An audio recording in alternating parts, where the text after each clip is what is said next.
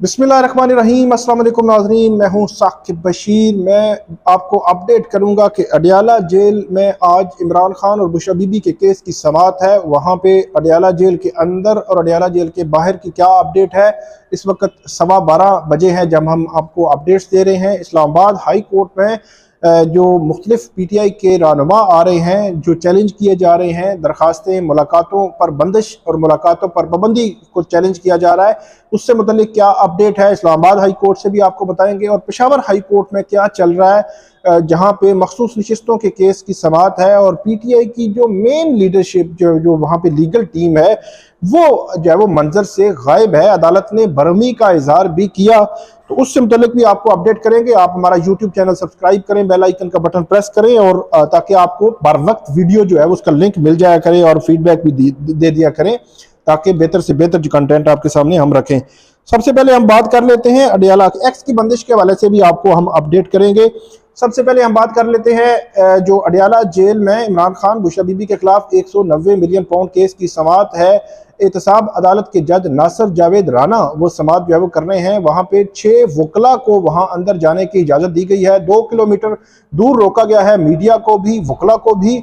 और यहाँ पे जो एहतसाब अदालत के जज हैं उन्होंने आज की समाअत में 5 जो गवाह हैं प्रोसिक्यूशन के उनको बुलाया हुआ है। उन गवाहों के बयानात होंगे और उनके बयानात पर जरा भी होगी। गुज़श्ता समाअत पर 3 गवाहों के बयानात हुए थे, 3 में से 2 पर जरा हुई थी, 1 पे जरा नहीं हुई थी। आज 1 पे जरा होगी, 5 गवाहों के बयानात होंगे और उसके बाद उन पर जो है वो जरा होगी। 190 मिलियन पाउंड केस ये वो केस है जिसमें अलकादर ट्रस्ट का मामला भी है और इसमें खास तौर पर अब ये केस वीकली बुनियादों पर चलाया जा रहा है, मतलब हफ्ते में एक इस केस की समाअत होती है। गुज़श्ता हफ्ते भी समाअत थी और जो PTI के वकला हैं उनकी जानिब से भी यही अदालत के सामने रखा गया था कि हफ्ते में एक ही समाअत की जाए और उसके बाद ये केस जो है वो आगे बढ़ाया जाए। अडयाला जेल के बाहर की सूरत हाल, कल से जो पाबंदी लगाई गई है कि कोई भी विजिटर जो है नहीं मिल सकेगा, कोई मुलाकात नहीं कर सकेगा। जितने भी कैदी अडयाला जेल में हैं और सबसे पहले इमरान खान से मिलने के लिए कल PTI की लीडरशिप जो है मंगल का दिन था वहां पे मौजूद थी, उनको नहीं मिलने दिया गया। इस वक्त भी कुछ लोग जो है वहां पे मौजूद हैं, कुछ जो है वो इस्लामाबाद हाई कोर्ट पहुंचे हैं। असद कैसर हैं, शानदाना गुलजार हैं, शेर अफजल मरवत हैं, बाबर अवान हैं, तो यहाँ पे पहुंचे हुए हैं। और PTI के वकला बैरिस्टर अली जफर जो है वो उस्मान गिल जो है वो पहुंचे हुए हैं पेशावर जो अडयाला जेल। लेकिन बैरिस्टर अली जफर की जो इंतजार एक और जगह पे भी हो रहा है वो भी आपके सामने मैं रखता हूँ और वो भी बड़ा इंपॉर्टेंट है कि वहां इंतजार हो रहा है और वो अडयाला जेल में के अंदर जो है मौजूद है उस समाअत के दौरान। तो सबसे पहले ये जो केस है, अब केस जो है वो स्मूथली आगे बढ़ रहा है। इस केस में जो आज की जो अपडेट होगी नेक्स्ट वीडियोस में हम आपके सामने रखेंगे। दूसरा, इस्लामाबाद हाई कोर्ट में इमरान खान की कल जो मुलाकातों पर पाबंदी का जो ऑर्डर था महकमा दाखिला पंजाब का, उसको चैलेंज कर दिया गया है और उसमें यह कहा गया है, इससे कबल इस्लामाबाद हाई कोर्ट ने ही इंट्रा कोर्ट अपील के दौरान ये कहा था कि जो मंगल और जुमरात का दिन मुलाकातों के लिए तय कर लिया जाए और उन पर अमल किया जाए। फिर इस्लामाबाद हाई कोर्ट के एक सिंगल बेंच का फैसला आ गया कि रोजाना की बुनियाद पर जो है वो मुलाकात की भी इजाजत दी जाए, क्योंकि इमरान खान एक पॉलिटिकल फिगर है। तो उस मामले में भी आज इस्लामाबाद हाई कोर्ट में नई पिटीशन जो है वो 2 फाइल हुई हैं। एक तो जो रूल्स हैं जिसके तहत ये पाबंदी लगाई गई है उस रूल को चैलेंज किया गया है शेर अफजल मरवत की जानिब से, और दूसरी इमरान खान साहब की जानिब से दरखास्त दायर की गई है कि वहाँ पे जो पॉलिटिकल उनकी लीडरशिप है उनसे मुलाकातों को यकीनी बनाया जाए और जो मुलाकातों पर पाबंदी है वो ख़त्म की जाए। उस पर भी आज ही दरखास्त पर जो है वो आज समाअत के लिए जो है मुकर्रर होने का इम्कान है। उस दरखास्त पर जो भी अपडेट होगी वो हम आपके साथ जो है वो हम शेयर करेंगे। और इसके अलावा जो दीगर केसेस हैं उन पर भी जो समाअत होनी है वो भी हम आपके साथ नेक्स्ट वीडियो में हम शेयर करेंगे। लेकिन अपडेट यही है कि उन इक़दामात को चैलेंज किया गया है जो पंजाब हुकूमत ने किए हैं और जो मुलाकात है रोकने के लिए पंजाब हुकूमत की जानिब से ये इक़दामात जो है वो उठाए गए हैं। मखसूस नशिस्तों के मामले की बात करते हैं। मखसूस नशिस्तों का केस इस वक्त जब हम बात कर रहे हैं तो 12:21 हुए हैं। इस वक्त भी पेशावर हाई कोर्ट में मखसूस नशिस्तों का केस चल रहा है और उसमें सबसे पहले तो अदालत की जानिब से 5 मेंबर बेंच ये सुन रहा है। 5 मेंबर बेंच का ये मतलब होता है कि 5 जज इसको बैठकर सुन रहे हैं, बाकी केसेस छोड़कर इस केस को सुन रहे हैं। तो बड़ा कीमती टाइम होता है जजेस का, अदालत का, तो इसलिए वो सारा टाइम लेकर आते हैं, तो उसकी वजह से उसकी हसासियत भी बढ़ जाती है।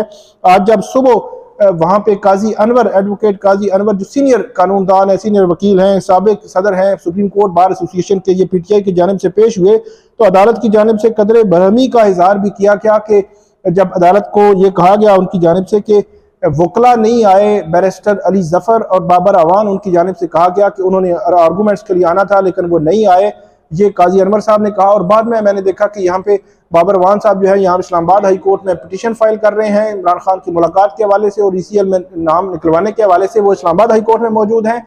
और जो बैरिस्टर अली जफर हैं वो अडियाला जेल में मौजूद हैं। तो जिन्होंने आर्गूमेंट्स करने थे बकौल काजी अनवर साहब के, उन्होंने आना था और वहाँ पे पेशावर हाई कोर्ट में इंतजार हो रहा है, वो जो है वो वहाँ इस्लामाबाद में और पिंडी में मौजूद है। पेशावर हाई कोर्ट जो है वो वहाँ पे अभी भी समाअत जारी है और इतनी अहम नोयत की समाअत, मेरा ये ख्याल है कि उसको छोड़ना जो है वो नुकसानदेह इस लिहाज से हो सकता है कि बैरिस्टर अली जफर ने ये केस जो है वो इलेक्शन कमीशन के सामने लड़ा था। तमाम कानूनी पहलू, कानूनी नुकात अदालत के सामने रखना जरूरी होता है। जरूरी नहीं कि एक बहुत बड़ा सीनियर वकील हो तो वो हर पहलू को देख ले, क्योंकि जिस वकील ने तैयारी की होती है, जिस वकील ने पहले केस लड़ा होता है, जिस वकील ने हर नुक्ते पर तैयारी की होती है, वही आर्गूमेंट्स कर सकता है। इसलिए उनकी मौजूदगी जो है वो जरूरी थी, मेरी नजर में बज़ाहिर मौजूदगी जरूरी थी। अदालत ने भी उनका पूछा, बार बार पूछा, लेकिन वो पेश नहीं हुए। अब अदालत जो है वो इस केस को आगे बढ़ा रही है।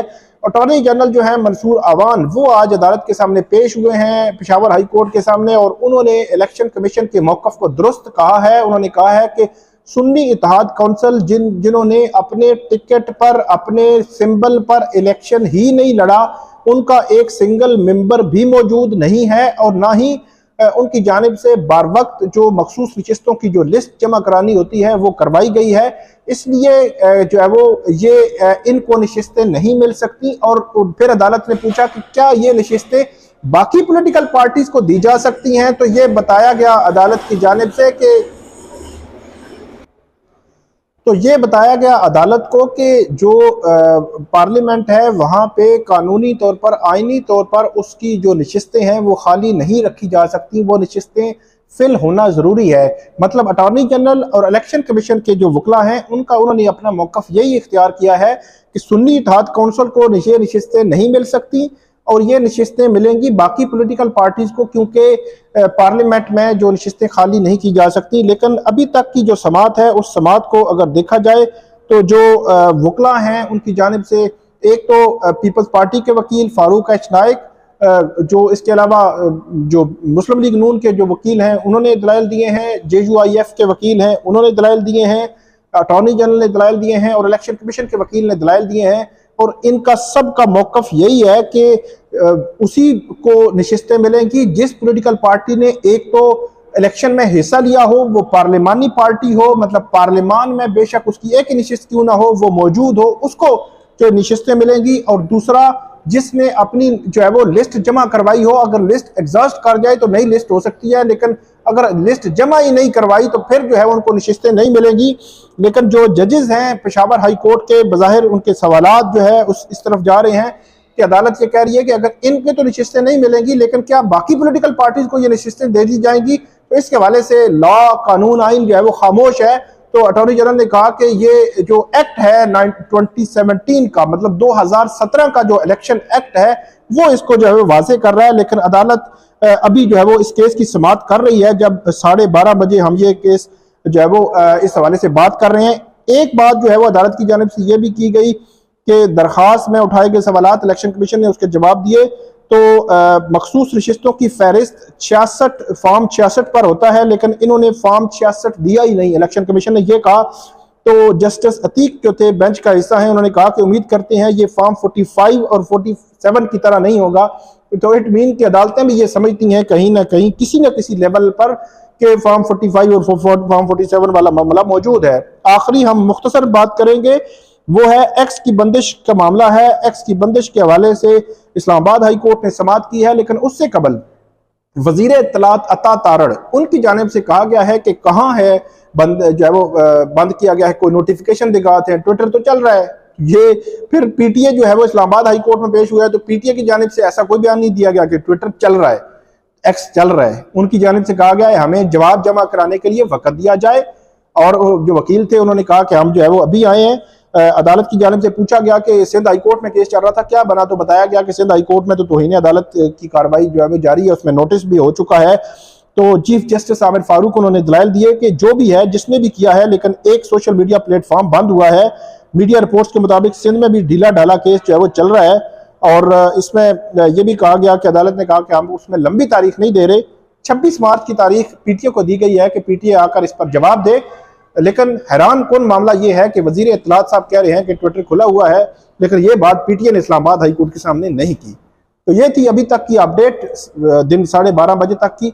आपको नेक्स्ट वीडियो में फर्दर हम अपडेट करते रहेंगे, जो जो केसेस होंगे और जो जो अपडेट्स आती रहेंगी। आपने हमें फीडबैक देना है, कमेंट करना है, और खास तौर पर यूट्यूब चैनल सब्सक्राइब करना है, बेल आइकन का बटन प्रेस करना है, और सवालात भी आप कर सकते हैं। बहुत शुक्रिया।